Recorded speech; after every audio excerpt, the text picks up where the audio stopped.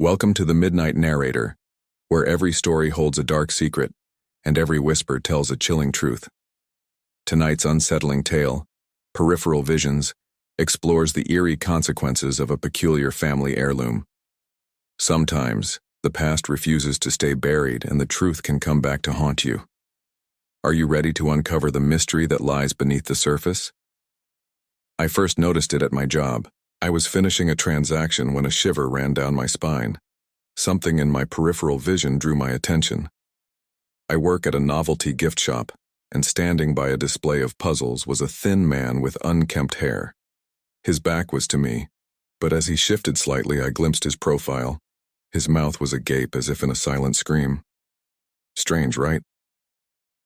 I looked up, ready to ask if he was all right, but he was browsing the puzzles, his expression neutral. A slight furrow in his brow, lips pressed together as he examined a Rubik's Cube.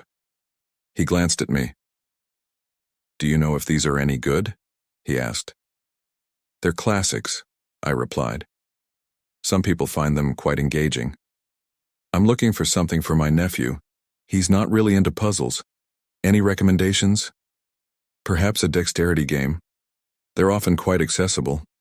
I turned to retrieve one from behind the counter. As I turned back, I nearly jumped. The man had moved closer, directly in front of the counter, and his mouth was wide open in a silent yell. His eyes were wide, fixed on something just beyond my shoulder. It was a disturbing image, but as soon as I looked directly at him, his expression was normal, a slight smile playing on his lips. "Is everything all right?" he asked, his gaze lingering a moment too long on my periphery. Yes, perfectly fine," I stammered, recovering. "This one is quite popular," I said, showing him the game. But every time I looked away, in my peripheral vision, he seemed like a figure from a nightmare, a distorted face with a gaping maw, his eyes reflecting a strange internal light. I tried to ignore it.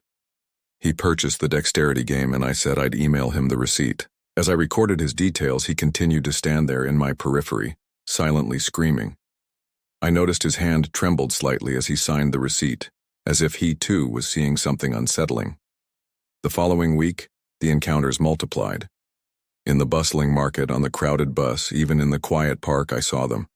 Always in my periphery, always silently screaming. Each time the dread grew stronger, the connection to the compass clearer. It mostly occurred in crowded places, like the transit hub. It was there that I finally understood the cause. I was traveling to visit a friend, going through security. Behind me stood two young people who seemed to be mimicking death whenever I wasn't looking directly at them. It was unnerving, and I kept turning around hoping to catch them, but they always acted normally when I looked at them. No one else seemed to notice. I still believed everyone else was aware of some trend I was missing.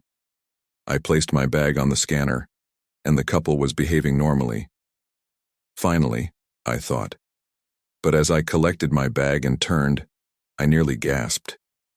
They were close by, their faces contorted into grotesque masks, their eyes wide and unfocused, as if staring into the abyss. Peripheral vision doesn't capture detail, but it registers such extreme expressions. When I looked at them directly, they were normal. They looked at me as if I was the strange one. That's when I realized I was the source of the strangeness, specifically something I carried. I felt in my pocket, touching a smooth, cool object, my grandmother's compass. A little about this compass. My grandmother gave it to me before she passed. It was old, the needle spun erratically, and the glass covering the compass face was cracked. She'd had it for years, and when I was younger, I asked her why she kept a broken compass. She said it showed directions in a different way. Those were her words.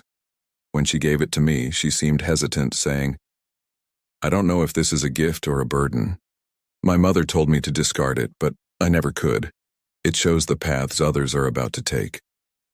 My grandmother was always quiet and reserved. She collected antique maps, a small business she closed before I was old enough to remember.